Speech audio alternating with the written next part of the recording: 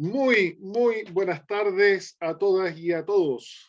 Muy bienvenidos a esta conferencia Desaparición de los glaciares de los Andes, cambio climático o contaminación atmosférica, que ha sido organizada por el Departamento de Procesos Industriales y sus carreras Ingeniería Civil Ambiental e Ingeniería Civil Industrial y por el Centro de Políticas Públicas de la Universidad Católica de Temuco.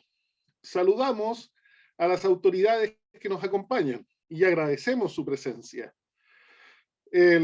Nuestro decano de la Facultad de Ingeniería, el doctor Sebastián Videla Hintze, y saludamos también a la directora del Departamento de Procesos Industriales, la doctora Aisa González Ruiz. Saludamos también a los directores de carrera y muy especialmente a nuestros estudiantes, pues para ellos especialmente es que se ha organizado esta actividad. Dejamos con ustedes para que nos dé un saludo especial, un saludo de bienvenida a nuestro decano, el doctor Sebastián Videla Hintze. En primer lugar, buenas tardes a todas las personas que se hayan unido a esta conferencia en uno de los temas que es de los más importantes que puede tratarse en Chile respecto de nuestros recursos naturales y del tema ambiental. Chile es un país riquísimo en glaciares. Tiene gran parte o casi todos los glaciares de Sudamérica en miles de kilómetros, digamos, y resulta que hay gran preocupación de lo que está pasando con los glaciares. Por eso que esta charla del doctor Francisco Cereceda creo que atrae la atención de todos nosotros, que sabemos que estamos ante esos retos, ante esos desafíos, digamos, en los cuales tenemos que tener cambios de actitudes, digamos, hacia el medio ambiente y hacia los recursos naturales.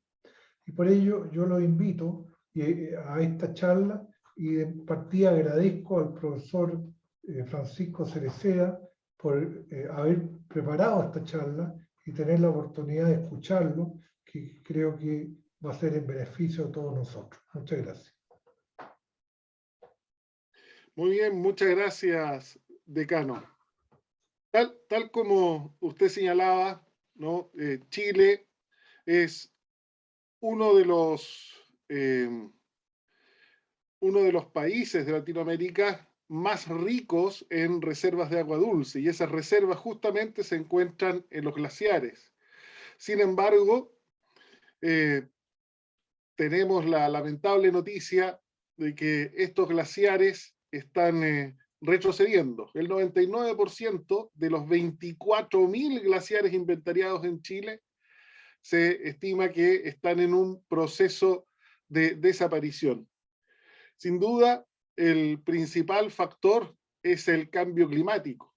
Sin embargo, pareciera no ser el único, porque cuando en los modelos se incluye solo el calentamiento global, la velocidad de desaparición es menor que la que se está observando hoy día. ¿Hay algún otro factor afectando o participando en este fenómeno? Bueno, esa es una de las preguntas que nos responderá nuestro conferencista. Antes de presentarlos, quiero comentarles que durante la presentación del doctor Francisco Cereceda, el chat va a estar inhabilitado y sus preguntas podrán hacerlas llegar a través de la herramienta Preguntas y Respuestas de la plataforma Zoom. Bien, tal como hemos dicho, nuestro conferencista es el doctor Francisco Cereceda Balich. Tiene un currículum muy extenso. De este currículum podemos señalar que es el profesor titular del Departamento de Química de la Universidad Técnica Federico Santa María, es director del Centro de Tecnologías Ambientales de esta misma casa de estudios y es director de NUNATAC, que es el primer laboratorio glaciar para el estudio de estos ecosistemas. Perdón, Francisco, que no entregue más antecedentes, pero estamos ansiosos por escucharte. Y me sumo a los agradecimientos del decano por aceptar compartir con todos nosotros tu experiencia y los resultados de tus estudios. Adelante, Francisco. Voy a activarme. Bueno, muchas gracias, doctor Videla, por la presentación. Por supuesto, ahí mi colega y amigo de muchos años, Nicolás, te agradezco también por la... ¿Me estaban escuchando, no? Sí, allá. Porque me salió ahí un aviso. Por la invitación y por la oportunidad justamente de compartir con todos ustedes esta interesante temática. Ustedes ya me han hecho una parte, digamos, de la introducción, así que no voy a, digamos, a insistir en la importancia de los glaciares, no solamente para el mundo, sino que, por supuesto, también, obviamente, para nuestro país, sobre todo en una situación tan dramática como estamos hoy día, con este estrés hídrico, en el cual ya, como se ha visto, cierto, a nivel incluso político, a nivel legal, se ha declarado, cierto, zona de emergencia varias de nuestras ciudades, producto de esta situación. Por lo tanto, este tema que hoy día parece tan de urgencia, es por supuesto un tema que a nosotros nos ha despertado el interés científico desde hace muchos años.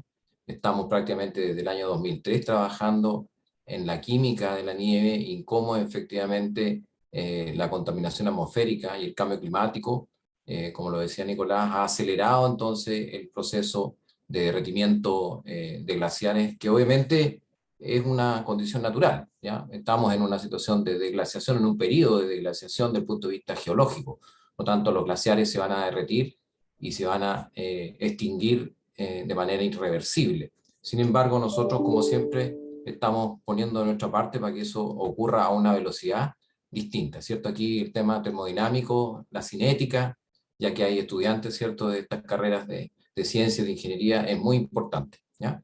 Bueno, yo me imagino que ya puedo compartir, ¿cierto?, la pantalla con la presentación. ¿La ven ahí? Sí, Francisco. Perfecto. Ya. Bueno, entonces parto, voy a buscar aquí el puntero.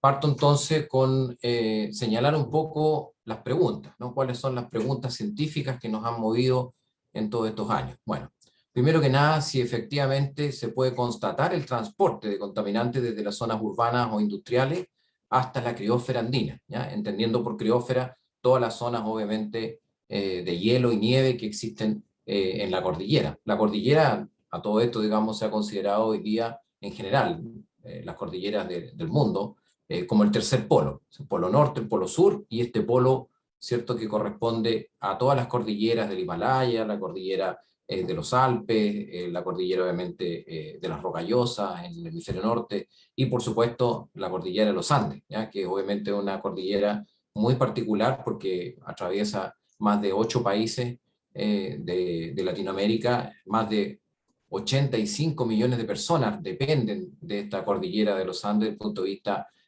no solamente de los recursos hídricos, sino que también obviamente de los recursos alimenticios, de la biodiversidad y por supuesto, tal como ya lo habrán imaginado, de este efecto de refrigeración, ¿no? Este refrigerador que es obviamente las grandes cordilleras del mundo, ¿no? Y por supuesto su tremendo rol en términos del cambio climático. Por lo tanto, hemos estado, ¿cierto?, muy pendientes de preocuparnos desde la perspectiva de la química sobre cuáles serían los efectos naturales o los efectos antropogénicos sobre, por ejemplo, el movimiento de aerosoles, el movimiento de contaminantes desde las zonas urbanas que están obviamente en muchas partes de Latinoamérica muy cerca de la cordillera y las posibilidades de llegar hasta la criósfera, ¿ya?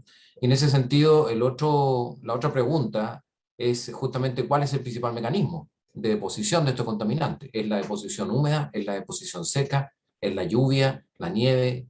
¿El granizo? ¿O finalmente son solamente partículas que se depositan? Y cuando hablamos de partículas, qué tamaño tienen, cuál es la distribución de tamaño de estas partículas.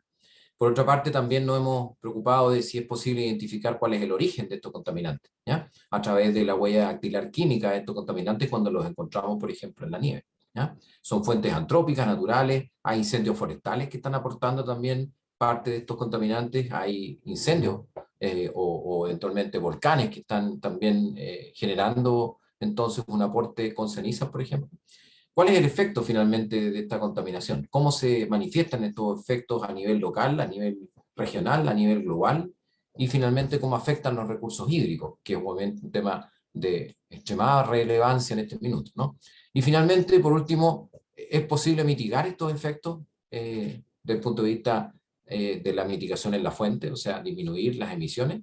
¿O hay que mitigar en la zona de impacto? Esto de alguna manera ya empieza a ganar terreno en el área de la geoingeniería, por ejemplo, ¿no? Tema de futuro. Podemos poner de alguna manera algún tipo de protección, como por ejemplo geotextiles sobre los glaciares para protegerlos. Bueno, eso es toda otra dimensión, ¿cierto? Interesante que yo creo que vamos a tener que abordar en el futuro, ¿ya?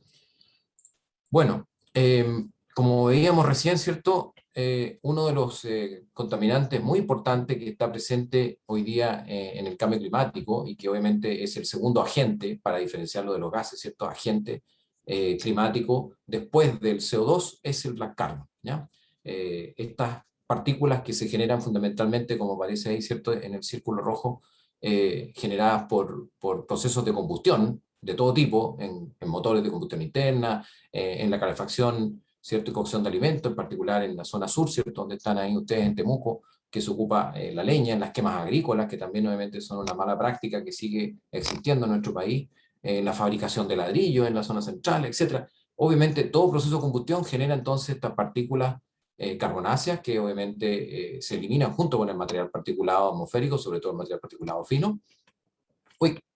Y finalmente están también las fuentes industriales, ¿no? Todas las distintos procesos que generan obviamente las fuentes fijas y también las fuentes móviles, ¿no? Por ejemplo, camiones, autos, diésel, etcétera, están emitiendo entonces también este tipo de contaminantes. Vamos a ver también que camiones en minería, por ejemplo, también emiten una gran cantidad de estos aerosoles, porque además en la altitud en la cual trabajan tienen que trabajar sin el filtro de partículas, porque obviamente se les produce una complicación en términos del funcionamiento del motor, ¿ya? Y estas partículas finalmente llegan a la atmósfera a distintas alturas, pueden llegar a la zona, ¿cierto?, de la tropopausa o incluso pasar sobre la tropopausa, afectar la formación de las nubes, la durabilidad de las nubes, y obviamente también tienen un efecto a distintas alturas en términos de lo que se denomina, ¿cierto?, el balance radiativo terrestre, ¿no?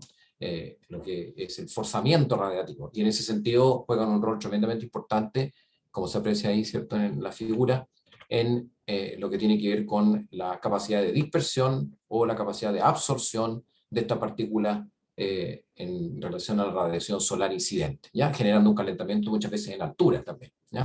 Y por otra parte, que es lo que más estudiamos nosotros, es justamente la deposición de estas partículas carbonáceas sobre la nieve, lo cual obviamente, como son partículas que absorben radiación infrarroja, se calientan más rápidamente y producen entonces un derretimiento acelerado de la nieve, generando obviamente entonces un retroceso adicional del glaciar y por ende obviamente un efecto de retroalimentación, porque una vez que desaparece obviamente esta cubierta de nieve, cambia el albedo, aspecto que vamos a ver también en la presentación, ¿no? Cómo va cambiando el albedo, y el albedo no es otra cosa que la reflexión de estas superficies blancas de la criósfera, que obviamente actúan como un sistema de refrigeración, ¿no? Y una vez que esta nieve desaparece, obviamente el albedo aumenta y con eso se genera un círculo vicioso, ¿ya?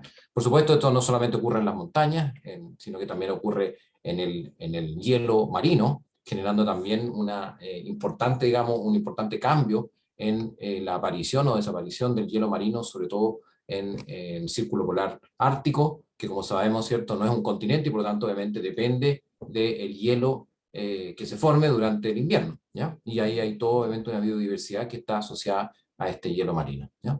Bueno, aquí vemos una imagen que nos muestra, ¿cierto?, un gráfico a la mano izquierda, donde aparece, ¿cierto?, el porcentaje de albedo que es capaz de reflejar, en este caso, ¿cierto?, la nieve fresca, la nieve seca, recién caída, que es más del 80% de la radiación reflejada, versus el océano abierto, en el cual se comporta casi como un cuerpo negro, absorbiendo prácticamente toda la radiación, que es obviamente el sistema de calefacción, por otra parte, que tiene la Tierra, ¿ya?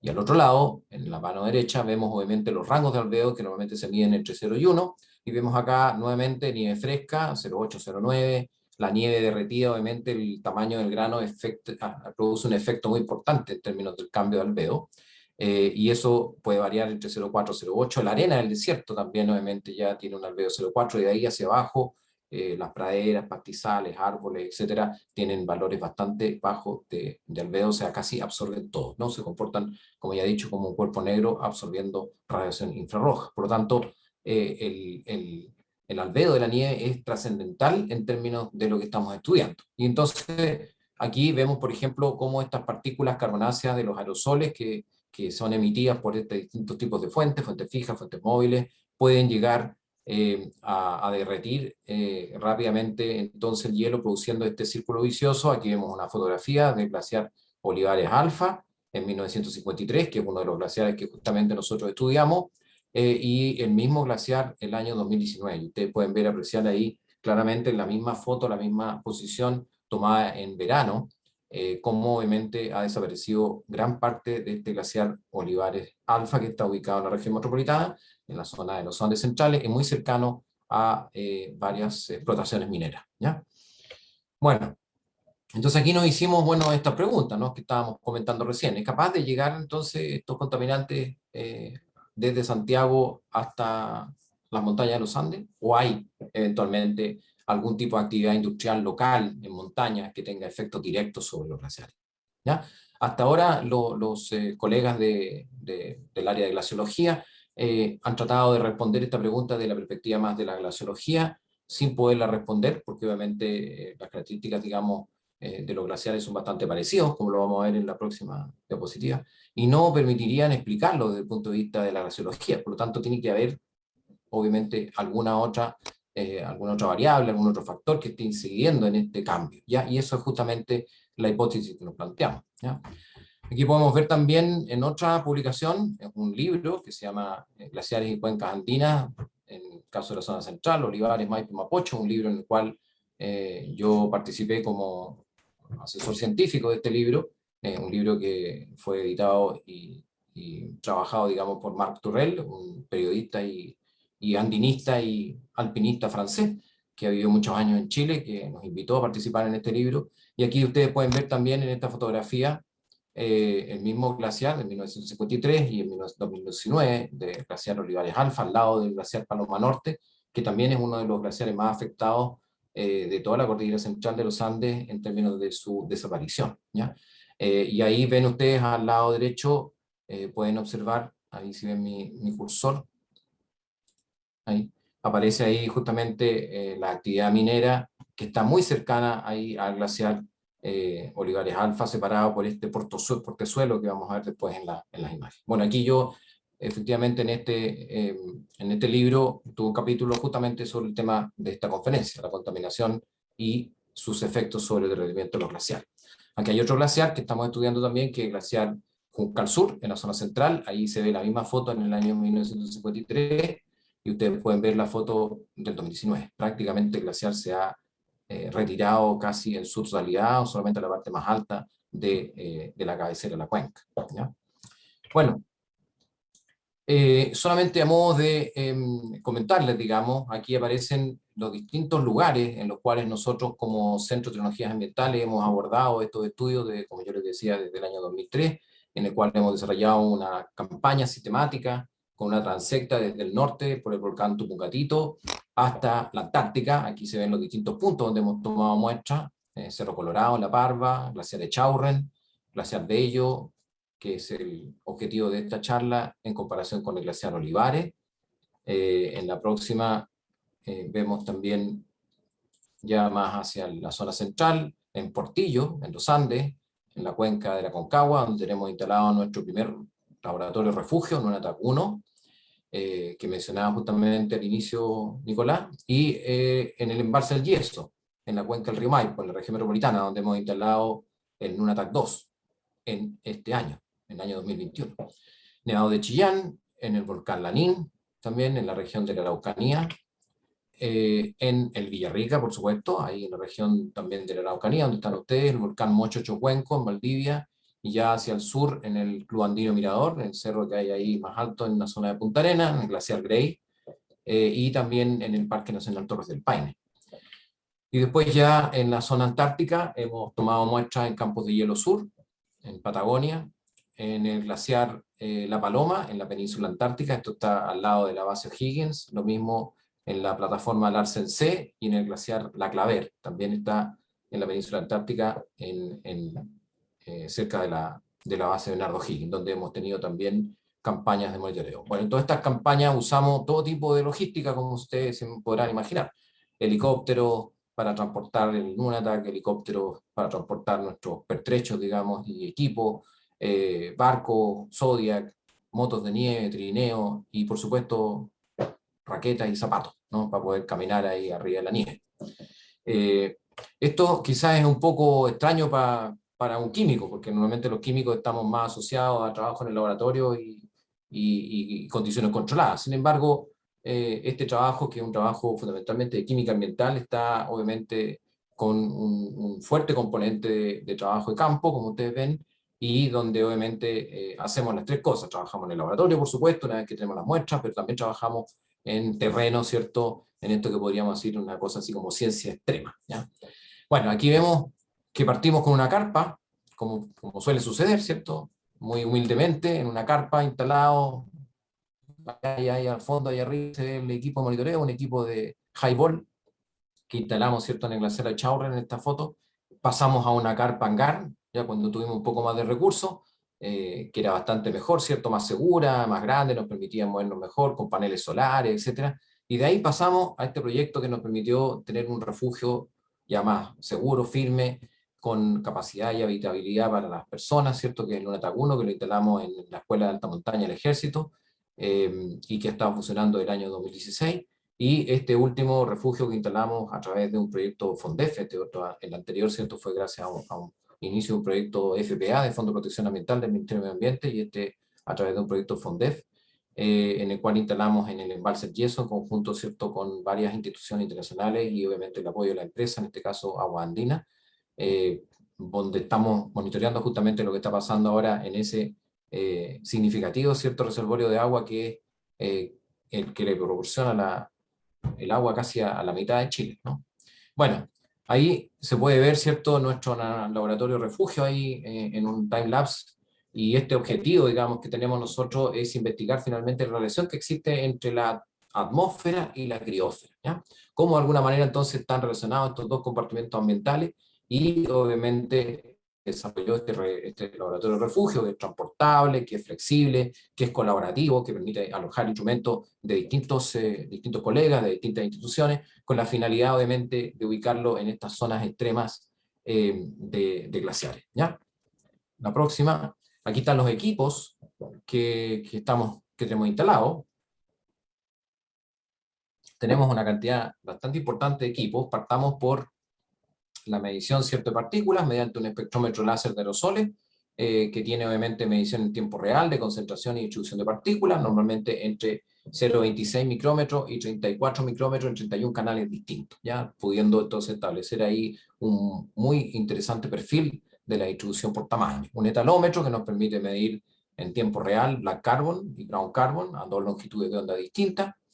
Estaciones meteorológicas, por supuesto, completas, radiómetro neto que nos permite medir finalmente radiación solar incidente y reflejada, con lo cual obtenemos, ¿cierto?, el albedo neto. Unos equipos que se denominan CPDT, ¿cierto?, son colectores pasivos de posición total, que nos permiten recolectar entonces muestras de material particulado sedimentable en este embudo, y agua de lluvia o agua nieve o nieve directamente en la deposición total cuando se ha acumulado. Tenemos también instalado un equipo que pivotea, dependiendo de dónde lo instalamos, ¿cierto? En Nunatac 1, después lo vamos a instalar en Nunatac 2, que es un espectrómetro de masa de aerosoles que nos permite medir en tiempo real los precursores de material particulado fino, nitrato, sulfato, cloruro, amonio, y también obviamente aerosoles orgánicos, oxidados y primarios. Tenemos también un medidor de ultrasónico de altura de nieve que nos permite medir obviamente cuánta nieve se ha acumulado, un factor muy importante para todos los temas hidrológicos. Un medidor de radón, que es un isótopo estable, natural, que nos permite establecer de manera indirecta como un proxy para poder medir la altura de la capa límite, que es muy importante en términos de saber hasta dónde se dispersan, ¿cierto?, los contaminantes, sobre todo en esa zona de altitud. Una estación de monitoreo atmosférico portátil para gases, fundamentalmente los gases criterios típicos que se miden en las estaciones de calidad del aire. Y finalmente un Wet Only Collector, que es un equipo también automático para medir muestras de deposición húmeda, diferenciadamente de la seca. O sea, aquí solamente se recolecta, en este caso, la nieve, ya para desacoplar el efecto de las partículas, ¿ya? Bueno, tenemos obviamente comunicación remota con NUNETAC a través de fundamentalmente las variables meteorológicas, y tomamos muestras de nieve, tanto nieve profunda como nieve superficial. Aquí se ven algunas imágenes, ¿cierto? En la cual obviamente estas campañas se hacen de manera, digamos, esporádica durante el invierno, prácticamente todos los meses, y tomamos muestras que traemos al laboratorio. Aquí en el próximo se ve un pequeño video. Espero que corra ahí. Ay, no corre.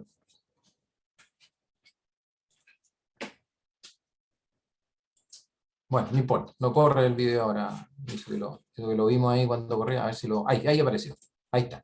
Ahí está ahí la toma de muestras. Se toman en unas bolsas Whirlpack, que son bolsas estériles que se abren en el momento en que están tomándose la muestra. Se llenan obviamente más o menos con alrededor de 1 litro de volumen de nieve, y se traen en cadena de frío hasta el laboratorio para obviamente hacer todos los análisis químicos de especiación química inorgánica y orgánica, pH, conductividad, black carbon, cantidad de partículas, etc. ¿Ya?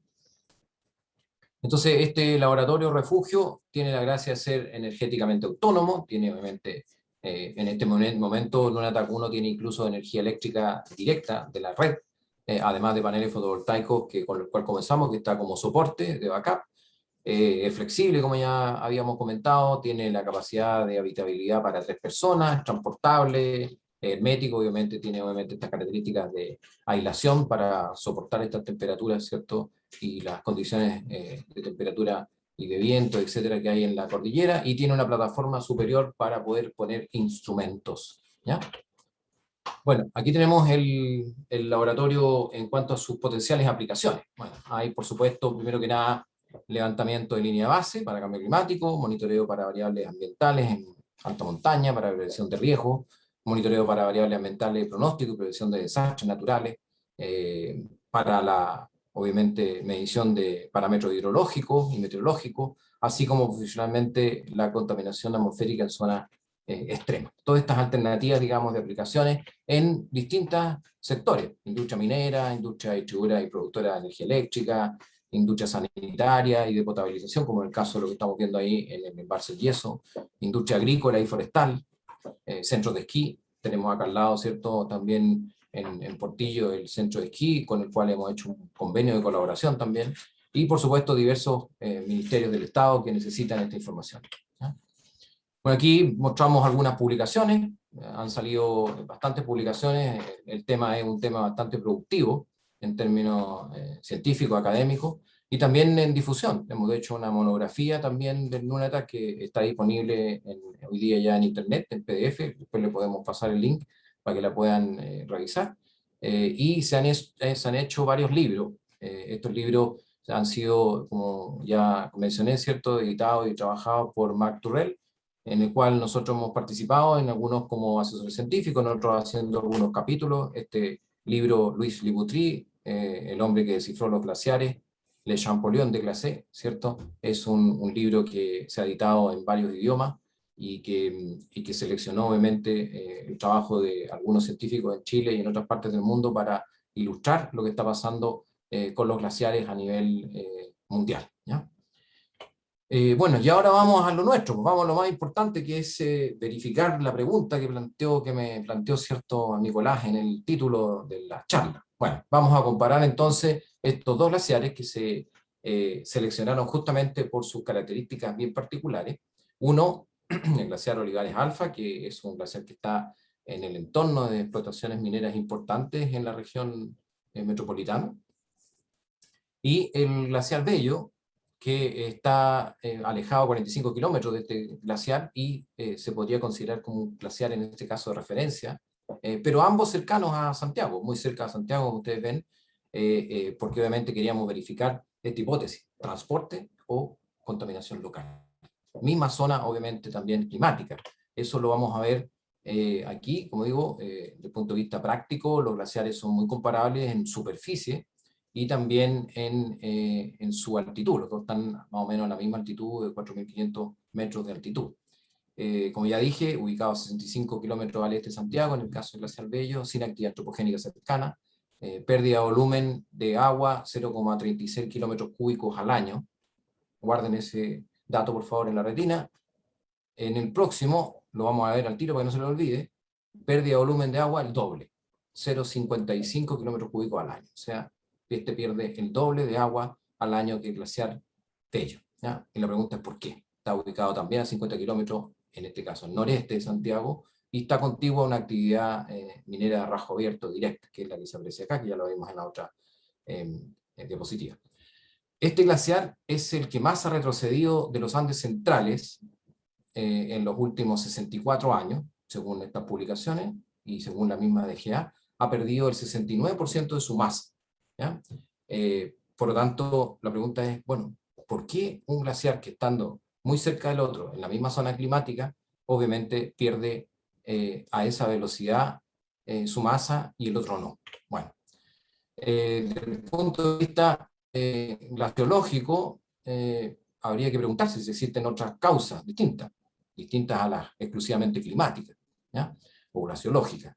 Aquí vemos un trabajo que lo desarrolló Caro y colaboradores, que nos indica que el glaciar Olivares Alfa y el glaciar Bello se encuentran prácticamente en el mismo clúster. Esta imagen que está aquí la logró justamente un estudiante de geología que está trabajando con nosotros en su tesis, Felipe McCracken, a partir de este estudio, y aquí está el glaciar Olivares Alfa, aquí está el glaciar Bello, y están en el mismo clúster desde el punto de vista climático, con características morfológicas, geográficas y topoclimáticas similares. Por lo tanto, se pueden comparar desde el punto de vista que estamos hablando, y entonces hay que desacoplar ahora cuál es el efecto climático del efecto de contaminación local, ¿ya? El otro efecto que teníamos que desacoplar aquí era el efecto de la contaminación de Santiago, ¿ya? O sea, ¿es factible esta hipótesis? Bueno, hay dos publicaciones solamente, digamos, en estos últimos años, en el año 2016 una, de Córdoba, una colega Ana María Córdoba, que es de la Universidad del Paraíso, que es meteoróloga, y de Ernesto Gramsci, que es colega de física de la Universidad de Santiago. Ambos han desarrollado un par de publicaciones que descartan en principio la posibilidad, en el caso del paper de la publicación de Ana María, que solo sería posible el transporte en días despejados con mucha con muchas, digamos, condiciones de turbulencia, con una capa de inversión muy alta, obviamente para que finalmente estos glaciares puedan recibir la masa de aire desde Santiago, ¿ya? Los resultados de la campaña que ellos hicieron a una altura más baja, ¿cierto?, de 2.000 metros de altura, indicaron que no había presencia importante de partículas, ¿ya?, que llegaran, digamos, a ese lugar. Ese lugar se hizo en el San José de Maipo, por lo tanto podríamos decir que está más cercano al glaciar Olivares Alfa. Y el segundo paper nos habla, ¿cierto?, de valores máximos de black carbon que se encontraron en la parte norte de las montañas de La Parva, donde se colocó el equipo, y ahí encontraron un régimen de concentración un poco distinto del régimen de concentraciones que se encontraba en Santiago, ¿ya?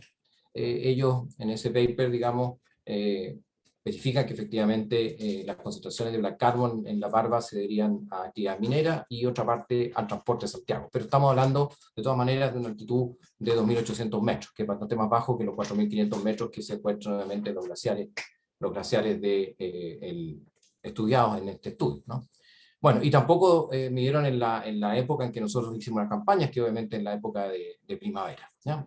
Finalmente, desde el punto de vista de los antecedentes que nosotros hemos reunido, es importante resaltar que las masas de aire que se producen en Santiago no llegan realmente fácilmente a las cumbres debido a la gran diferencia de altitud que hay. Son 500 metros versus 4.500 metros, ¿ya? Y la altura de capa límite en Santiago normalmente en invierno no alcanza los 300 metros y durante el verano no alcanza los 1000 metros. Por lo tanto, obviamente, la posibilidad de que llegue es baja. Podría llegar, como digo, en condiciones de mucha turbulencia, o en una situación ciclónica, pero en general es bastante difícil que lleguen hasta esa altitud, ¿ya? Hay un último paper que yo no lo puse, salió hace poquito, que señala que efectivamente podrían haber unos callejones, digamos, cajones por donde se podría desviar eventualmente la contaminación en Santiago hacia el sector como incluso del Bello, ¿ya? Pero no hacia el glaciar Olivares Alfa. Bueno, no contento con esto, y para descartar finalmente, despejar esta hipótesis, bueno, aquí aparece el resultado de la modelación que se hizo en el paper anterior de Black Carbon, mostrando que la influencia de las fuentes podrían ser de origen minero y de origen de transporte de Santiago, específicamente en La Palma, como ya mencioné, ¿no? Que es más bajo.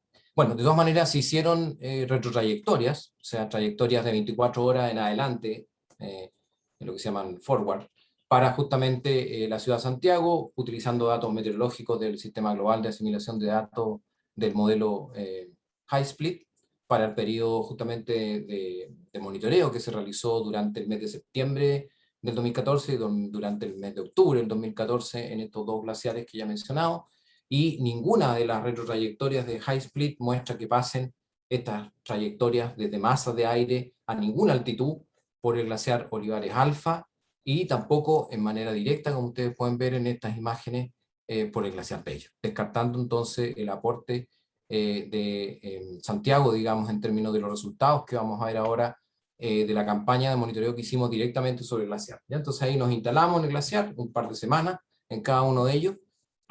Esto se tuvo que hacer, por supuesto, en helicóptero, y llevamos los equipos que ustedes ya vieron, ¿no? Que yo ya mencioné, o sea, un espectrómetro láser de aerosoles, un etalómetro portátil para medir la carbón, estación meteorológica, y tomamos muestras de nieve superficial y profunda en Calicata para poder hacer, obviamente, especiación química.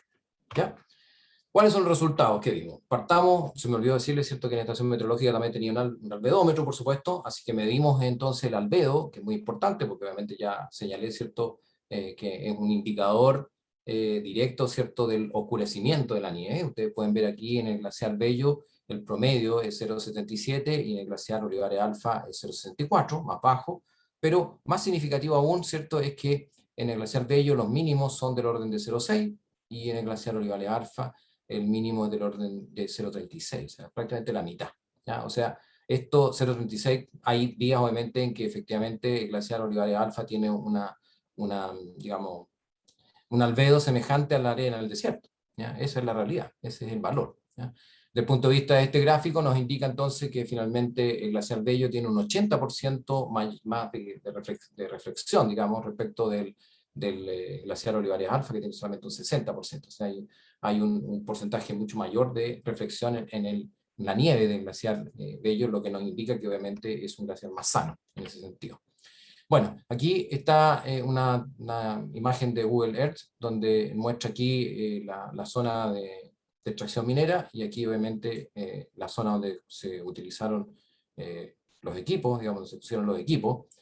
Aquí se ve una toma que hicimos nosotros durante un vuelo en helicóptero, de la gran cantidad de material particulado que se puede generar en esta zona.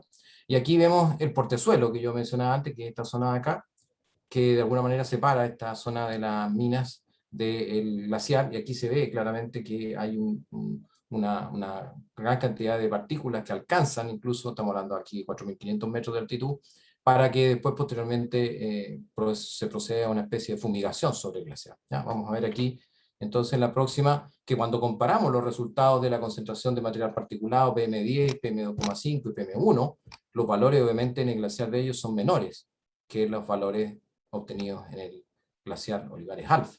Más significativo aún es esta imagen que ustedes pueden ver acá, donde se aprecia el resultado de la concentración de material particulado en el gráfico superior, en el gráfico inferior la concentración de black carbon, y ustedes pueden ver que hay una sincronía entre estos valores, ¿ya? Hay una ciclicidad diurna, nocturna, una ciclicidad, digamos, que es bien particular y bien repetitiva. Afortunadamente, en algún momento, ustedes ven aquí, hay un cambio en la velocidad, en la dirección del viento, cambió la dirección en el sentido contrario, o sea, en este caso viene desde Santiago, aquí venía desde el sector de la mina, del portezuelo que yo mencioné, y esa ciclicidad desapareció. O sea, tuvimos la fortuna que cambió el viento, porque obviamente si no, no lo hubiéramos visto, y lo mismo pasó en el caso del Black Carbon. Si ustedes se fijan, también aquí en el caso del Black Carbon, no hay ciclicidad. Una vez que cambia la dirección del viento, se pierde esa ciclicidad y los valores ya obviamente no tienen ninguna coincidencia uno con otro, ¿ya? Y por supuesto disminuye la concentración.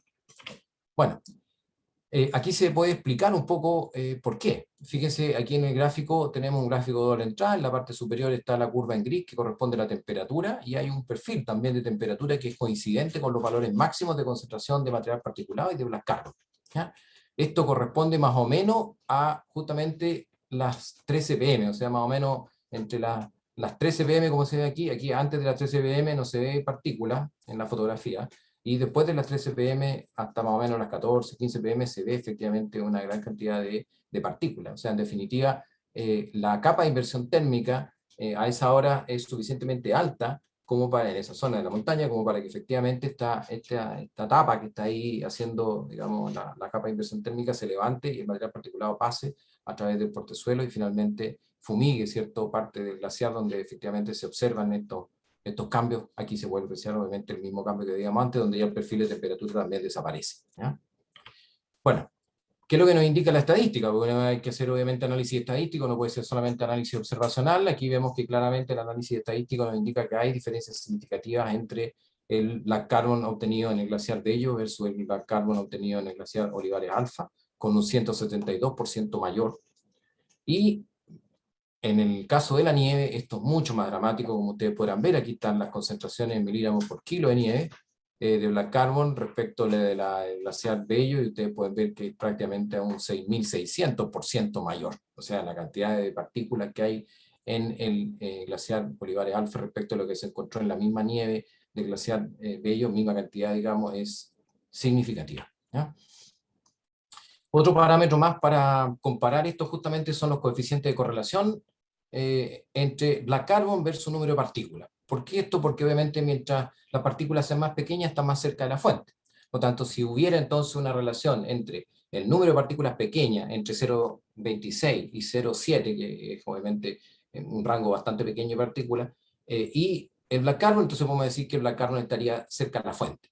Si no, está lejos de la fuente, que es lo que ocurre en el glaciar Bello. Aquí en el glaciar Bello no hay ningún coeficiente de correlación sobre 0,6, son todos muy pequeños entre las partículas y el Black Carbon, a diferencia de lo que pasa en el glaciar Olivares Alfa, donde efectivamente vemos que hay una correlación sobre 0,6 hasta 0,67 micrómetros de tamaño de partícula, lo cual nos indica que la fuente está muy cerca. ¿Qué tipo de fuente podría emitir Black Carbon en un rajo obviamente de una mina a tajo abierto? Los camiones. Camiones, como ya señalé, diésel, grandes camiones diésel con motores que obviamente emiten grandes cantidades de Black Carbon directo ahí en esta altitud, ¿ya? ¿Qué pasa con los elementos? Nosotros somos químicos, por lo tanto obviamente determinamos el perfil de elementos químicos y encontramos gran parte, ¿cierto?, de los elementos de la tabla periódica en la nieve. Aquí vemos, por ejemplo, las diferencias notables en azul, siempre el color del glaciar Olivares Alfa, y en naranjo el del Bello. Ustedes pueden ver las diferencias que hay, por ejemplo, en cobre, en zinc, en arsénico, en plomo, en cadmio, en antimonio, en mercurio, en fierro, en aluminio, en todos los elementos se puede observar obviamente una gran diferencia entre lo que ocurre en el glaciar Olivares Alfa versus el glaciar Bello, ¿ya? Aquí se puede apreciar en esta gráfica la tasa de deposición anual de elementos. Aquí en el gráfico, en el lado izquierdo, está la deposición en microgramos por metro cuadrado por año, o sea, la deposición en superficie. Por ejemplo, vemos para el caso de cromo, que son 4.000 microgramos por metro cuadrado por año, o sea, son 4 miligramos al año caen por metro cuadrado de cromo, o 12 miligramos de cobre al año, ¿cierto?, por metro cuadrado de nieve, ¿ya? Y aquí está en la curva en naranjo la proporción de Olivares Alfa versus Bello. O sea, podemos decir que cromo está 14 veces más en el glaciar Olivares Alfa que en el Bello, cobre está más de 6 veces, y en el caso de zinc más de 4 veces, ¿ya? Enriquecido, por así decirlo, ¿ya? Lo mismo respecto de cadmio, antimonio y mercurio también. Estamos hablando de 9 veces más de cadmio, 5 veces más de antimonio y más o menos 5 veces más de mercurio, ¿ya? Bueno, se hizo también un análisis estadístico de asignación de fuentes a través de el uso, ¿cierto?, de análisis PCA, y en este caso pudimos encontrar 3 clústeres. De estos 3 clústeres, el dendrograma que se aprecia, ¿cierto?, es que en el clúster 1 estaría asociado cromo con cadmio, un origen antropogénico indeterminado. En el clúster 2, cobre, antimonio, arsénico, fierro y aluminio, que está asociado fundamentalmente a la industria minera, antropogénico. Y en el clúster 3, que sería este, ¿cierto?, zinc, mercurio y plomo, también podríamos decir indeterminado, pero finalmente de carácter antropogénico, ¿no? Para resumir, y para ir ya terminando, aquí vemos, ¿cierto?, un gráfico que nos muestra,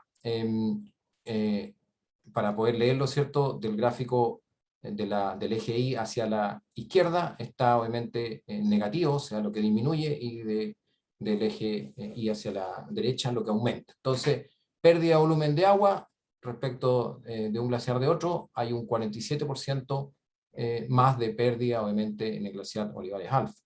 El glaciar Olivares Alfa tiene un 20% más de absorción respecto, obviamente, del alvéolo que hablábamos antes, y tiene una pérdida de aproximadamente un 17%.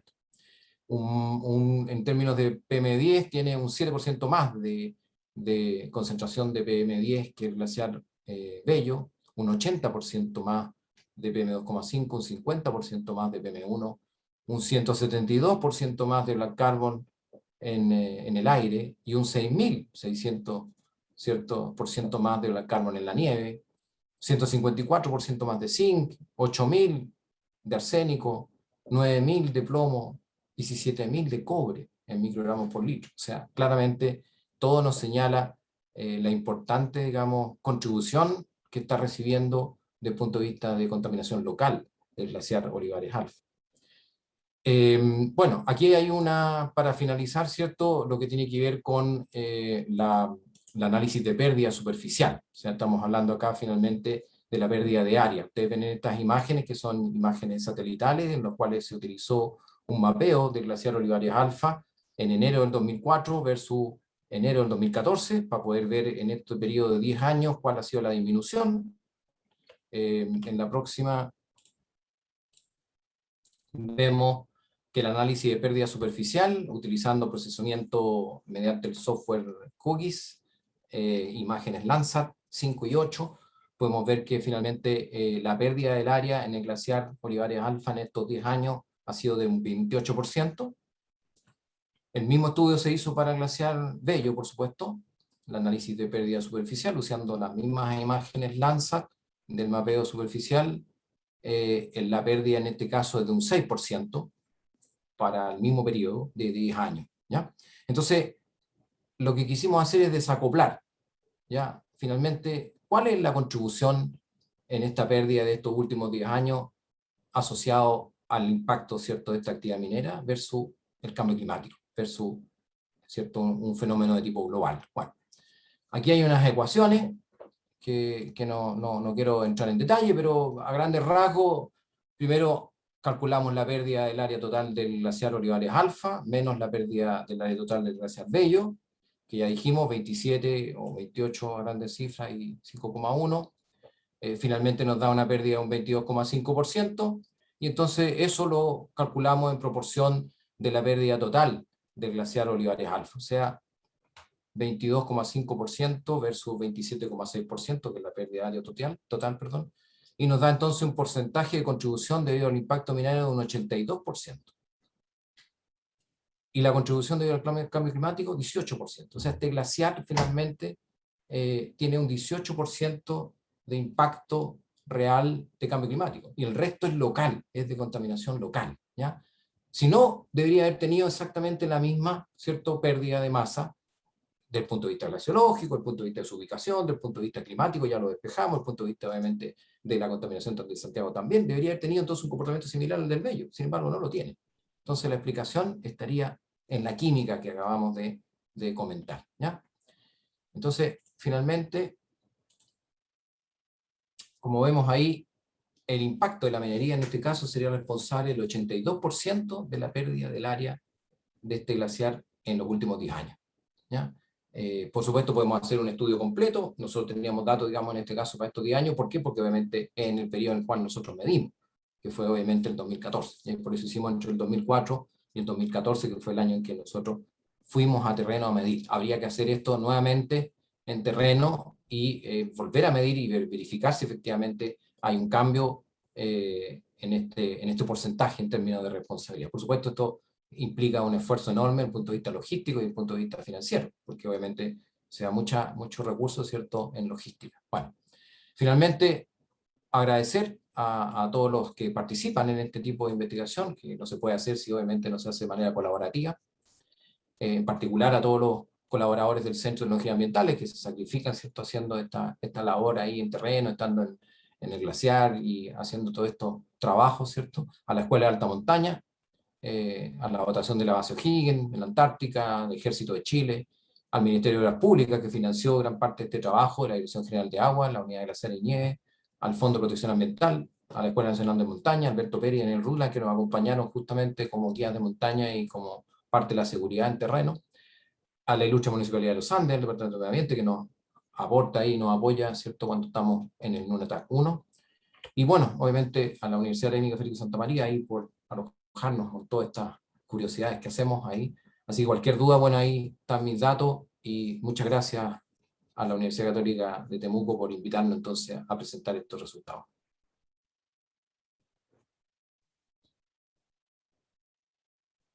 Francisco, recibe un fuerte aplauso por tu presentación.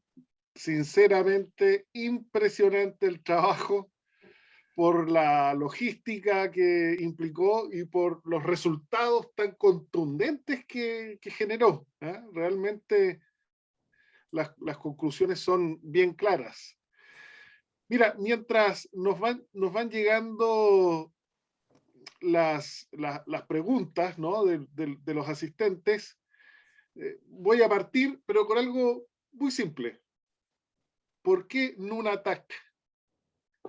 Bueno, NUNATAC es una palabra muy bonita, es una palabra del idioma inuit, de los esquimales, y que significa un promontorio de roca en medio de un glaciar. Los inuit, que obviamente viven todavía en el hielo, ¿cierto?, no les queda mucho porque obviamente son del Polo Norte y ya están teniendo problemas serios en su transporte, ¿cierto?, de trineo y etcétera, justamente por el problema que estamos señalando. Cuando están en travesía, en cacería, etcétera, se cobijan, se refugian y se orientan gracias a estos NUNATAC, gracias a estos promontorios de tierra que de repente aparecen dentro de un glaciar, que quedan despejados por el viento, por ejemplo, y son obviamente un lugar de encuentro, un faro en el hielo, un faro en el glaciar. Y eso justamente es lo que pretende ser alegóricamente, ¿cierto?, este NUNATAC. Muy bien, Francisco, muchas gracias. Mira, ya tenemos preguntas acá de Samuel Cuevas, quien nos dice: buenas tardes, muchas gracias por la excelente charla. Días atrás leí un reportaje acerca de la idea de crear glaciares artificiales. ¿Qué tan efectivo puede ser para combatir las deficiencias hídricas del país? Bueno, es una buena pregunta. Yo mencionaba, ¿cierto?, al principio esto de la geoingeniería, que muy probablemente va a ser una carrera para el futuro, ¿no? Nuestra universidad tiene que hacerse cargo ya de esos temas porque obviamente son temas que vienen ya, que ya están instalados, ya están obviamente probándose distintas alternativas. Una de ellas es justamente producir nieve artificial. Nieve artificial es una cosa que ya se hace de manera bastante frecuente en los centros de esquí. Nuestro centro Portillo, que está ahí cercano al NUNATAC, se compró los años pasados 8 máquinas, 8 cañones de nieve para poder justamente sembrar nieve y alargar la temporada de esquí, porque obviamente la temporada se está cortando mucho. Así que una alternativa efectivamente es, ahora el problema que tiene, eso que estamos señalando, es que primero esa máquina necesita agua. O sea, lo que hace esa máquina es obviamente alimentarse con agua y transformarla, digamos, en nieve, ¿ya? Por lo tanto necesita agua, así que no resuelve muchos problemas.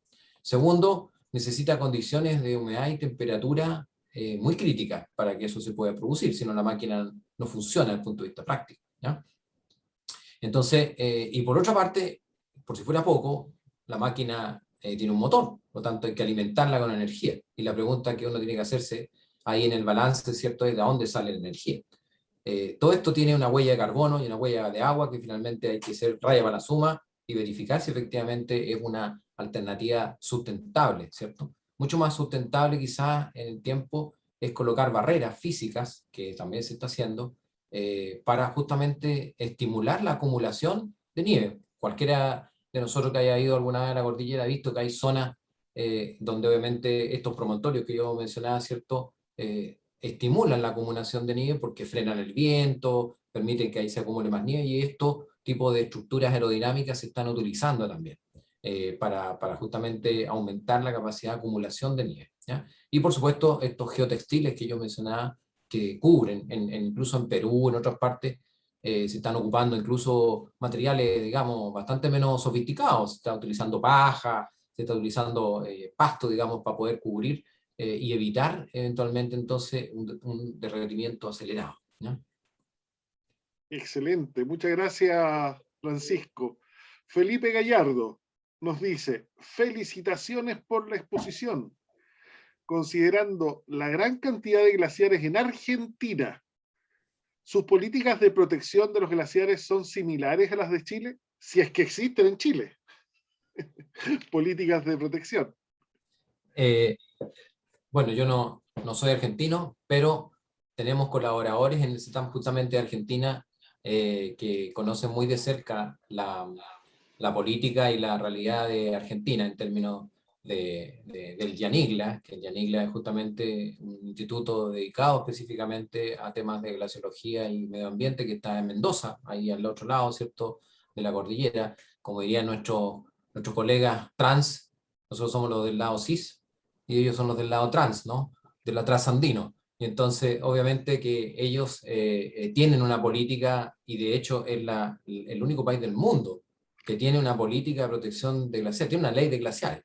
¿Ah? La ley de glaciares, por supuesto, ha sido muy polémica, como suelen ser este tipo de leyes de glaciares, pero la tienen y funcionando. Nosotros hemos estado, creo que esta es como la 15ª vez que se intenta, digamos, ingresar un proyecto de protección de glaciares en Chile, y que todavía efectivamente no ha progresado, no ha tenido éxito finalmente.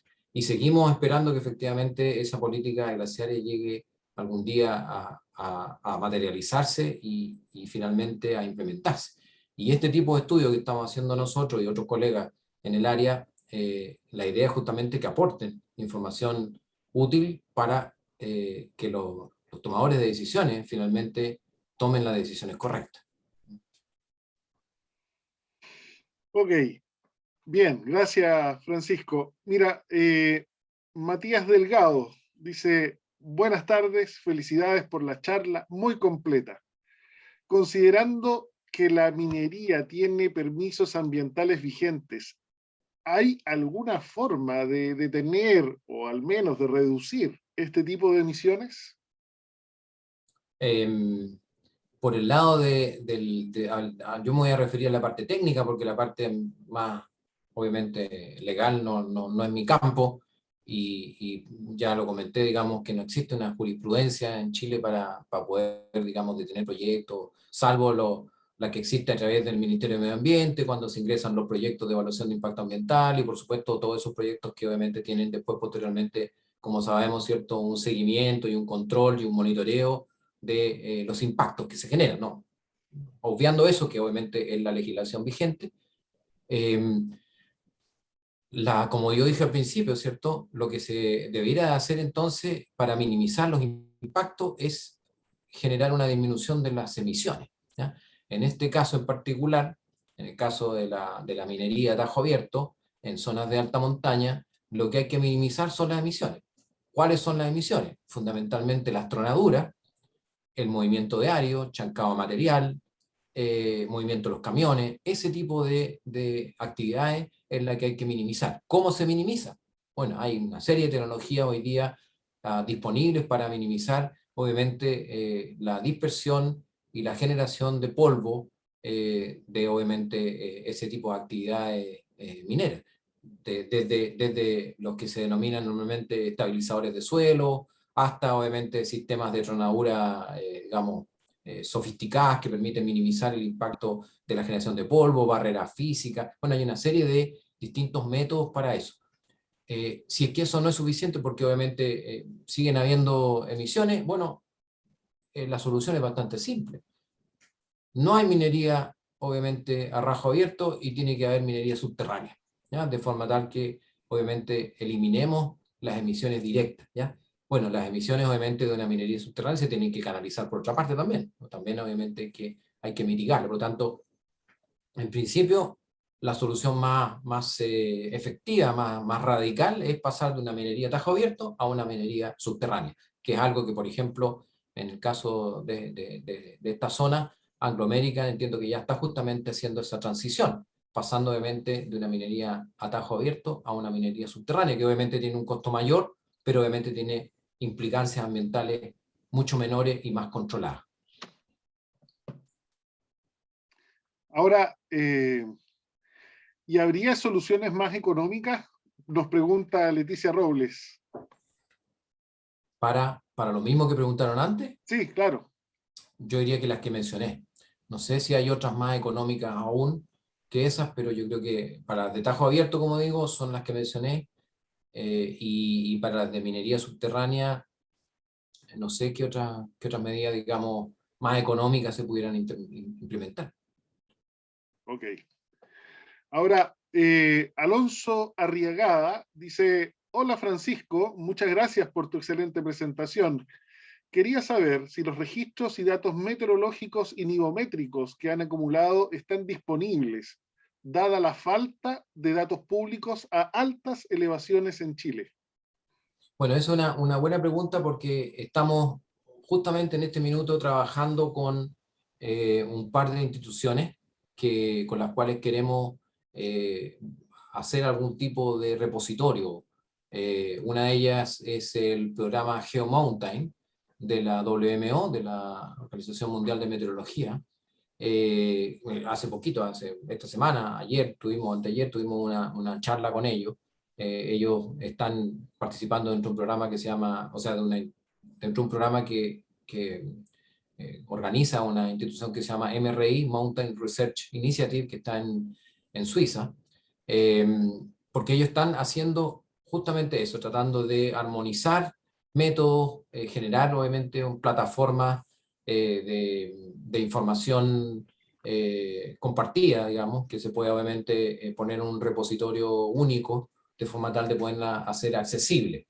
Por supuesto, hay problemas como en todas las redes de este tipo, que son los problemas de confidencialidad, los problemas de financiamiento, los problemas obviamente de autoría, en términos de lo que estamos hablando nosotros, como somos académicos, finalmente los productos que tenemos que generar con esto son paper, y obviamente ahí hay un tema de confidencialidad en los datos. Entonces, se está armando eso. Por otra parte, está la misma estructura también de la WMO, que se llaman las estaciones GAC, que son las Global Atmospheric, en ese caso Global Cryosphere Watch. En el caso, digamos, en el caso atmosférico de la Global Atmospheric Watch, aquí a la Global Cryosphere Watch, que son justamente estaciones de la WMO con la intención de generar datos en la criósfera, ¿ya?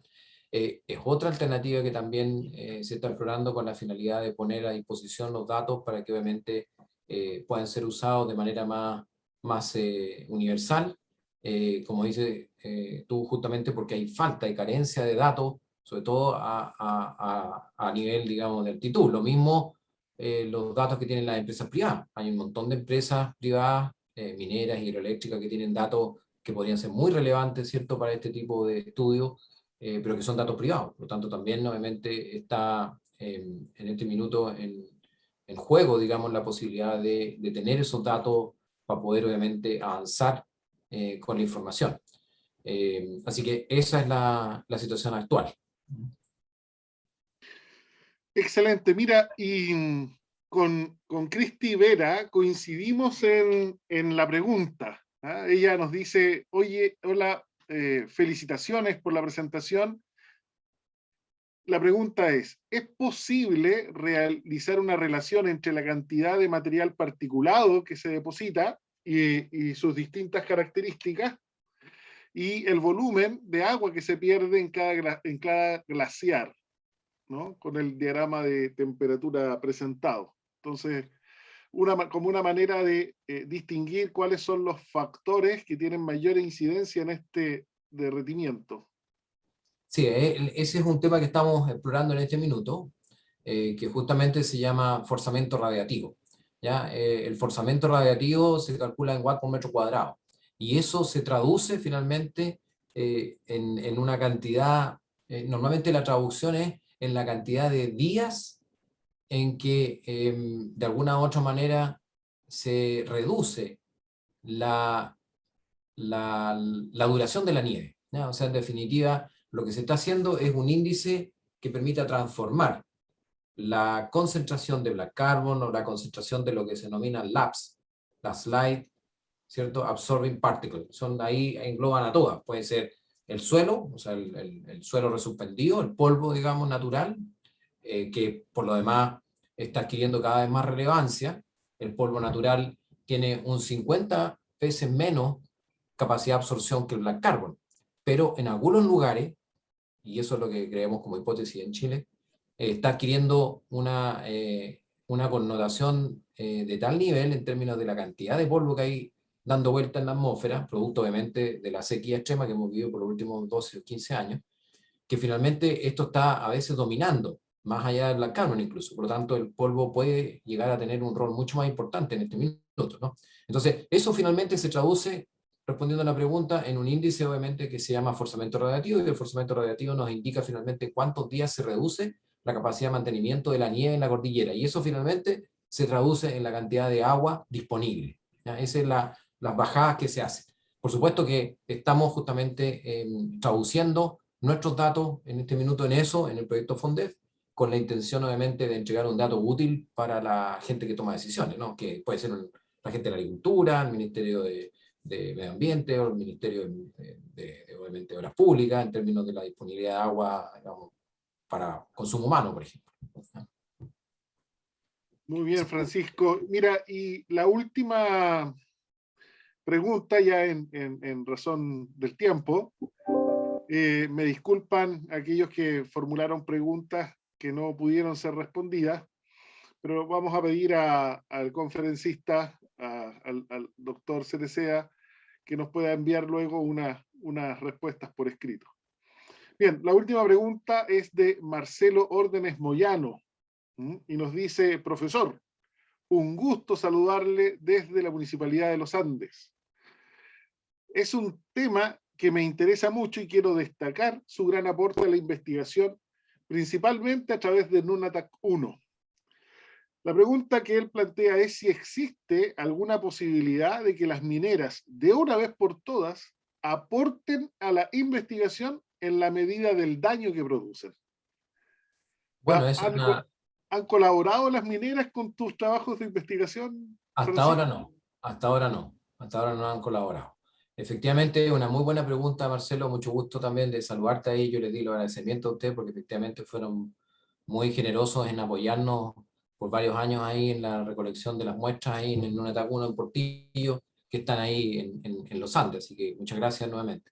Y efectivamente, eso sería fantástico. Entiendo yo, digamos, hay un fondo que entregó justamente la minera Anglo American al Ministerio de Ciencia y Tecnología, ANID, para crear efectivamente un programa exclusivamente dedicado al tema de investigación en la cordillera de los Andes centrales, ¿ya? Eso salió publicado el año pasado, de un fondo bastante importante de varios millones de dólares que entregó Anglo American, como digo, a ANID. ANID se iba a poner con el otro 50%, no recuerdo en este minuto la cifra, para generar un programa de investigación administrado por ANID, evaluado obviamente por pares nacionales e internacionales, como suelen suceder, ¿cierto?, en los programas de ANID, para que de manera objetiva se presenten proyectos como los que hacemos nosotros, digamos, a concursar por estos fondos, ¿ya? Me parece una excelente iniciativa, me parece que obviamente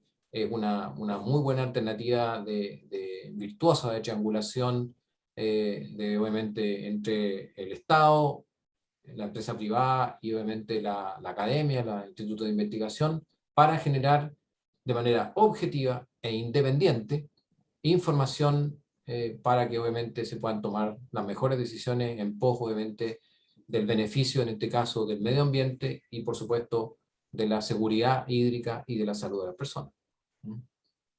Muy bien, fantástico.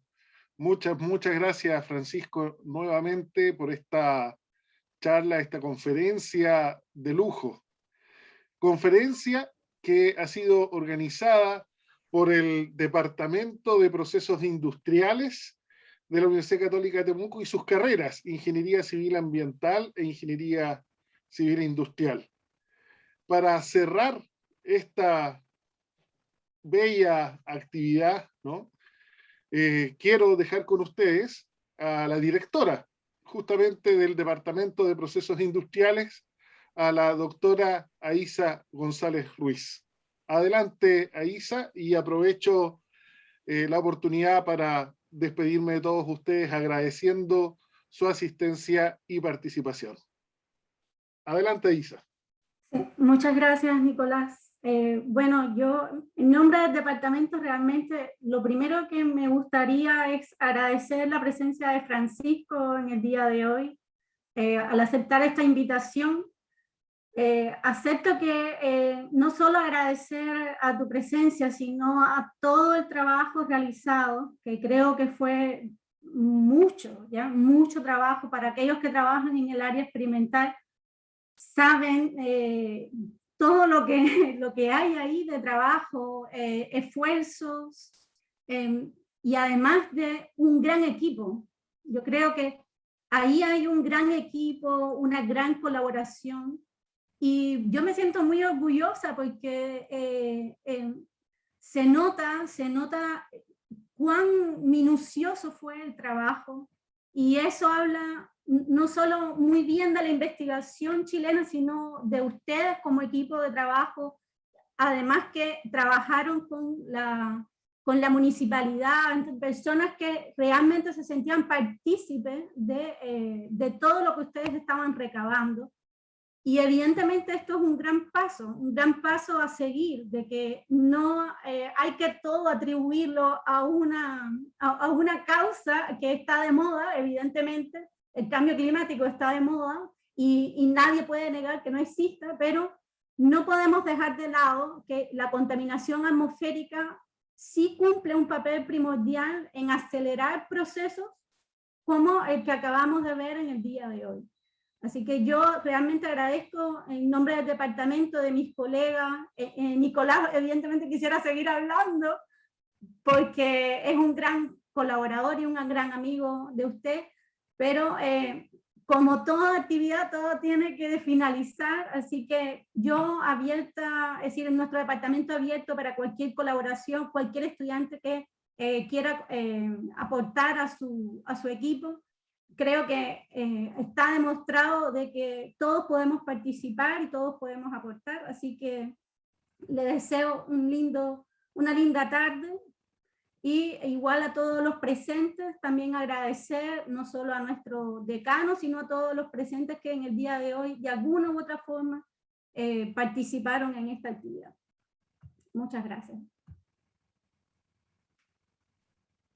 Sí. Un comentario último, Nicolás, agradecer las palabras de la directora justamente por su comentario. Efectivamente, quienes son químicos claramente conocen muy de cerca los esfuerzos que significa hacer todo esto con rigurosidad, obviamente con todos los esfuerzos analíticos y de conservación de las muestras, porque estamos hablando de muestras que son prístinas, que hay que trabajarlas con trajes especiales, con guantes y trasladar las cadenas de frío, o sea, toda una logística compleja.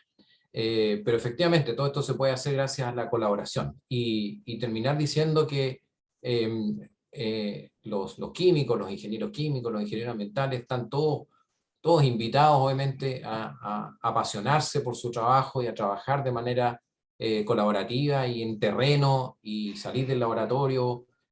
Como digo, esta actividad es muy interesante porque combina las tres cosas. Nosotros necesitamos trabajar en el laboratorio, necesitamos trabajar en el computador para hacer análisis de datos, análisis estadístico, y necesitamos trabajar en terreno, donde obviamente uno tiene que aprender a trabajar en condiciones descontroladas, que obviamente es muy distinto a las del laboratorio, que son obviamente condiciones controladas, ¿no?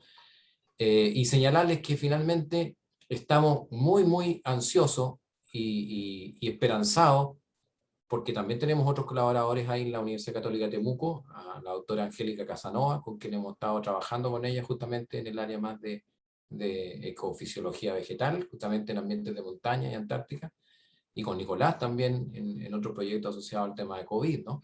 Pero obviamente la idea es que pongamos un NUNATAC 3, y ese NUNATAC 3 está pensado, ¿sí?, con la esperanza, con E mayúscula, a ponerlo justamente en el volcán Villarrica, allá en Pichillancahué, ahí que es un glaciar, claro, del volcán Villarrica, así que esperamos que podamos pronto, con la ayuda de todos, poner ahí un NUNATAC 3, y que obviamente los colegas de la Universidad Católica de Temuco nos ayuden a administrarlo. Esa es un poco la idea, ¿no? Muy bien, Francisco. Buenas noticias. A pesar de que la directora ya ha dado el cierre y la despedida, no podemos, imposible, ignorar la solicitud del Big Boss, ¿eh? Nuestro decano quiere también despedir y cerrar la actividad. Adelante, decano. Sí, es que me parece que tengo que decirle, no sé si la última palabra, porque decir la última palabra no me convence mucho, pero palabras que ojalá que, digamos, porque ha sido extraordinaria la presentación, realmente he quedado impactado, digamos, la calidad del trabajo. Yo imagino todos los problemas que tuvieron que superar para hacer ese trabajo. Me sumo a lo que dice Aicha, que esto es un trabajo enorme, digamos, de una calidad científica notable, y nos deja claro, digamos, que cuánto tenemos que hacer en este país para poder lograr avanzar en la ciencia y en el conocimiento de nuestros recursos naturales.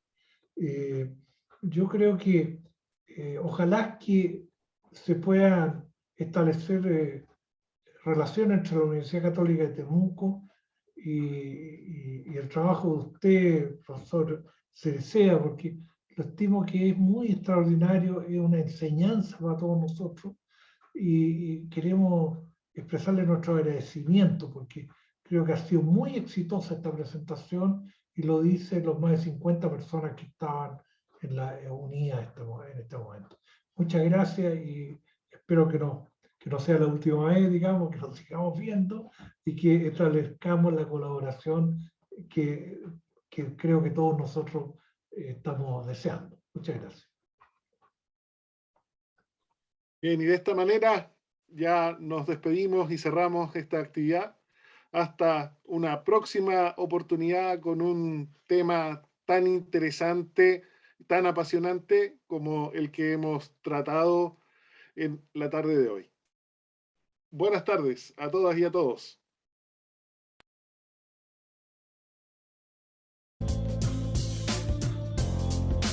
¿Qué tal? Nos vemos entonces, Nico, ¿eh? Bonita, ¿eh? Estuvo bonito. Oye.